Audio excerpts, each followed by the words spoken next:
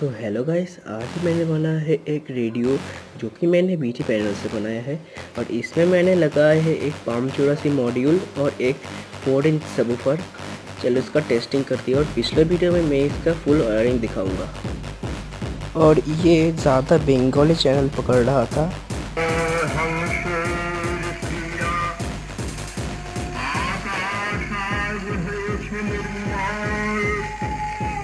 आज रात्रि से चाँदेर शुभ्र किरणे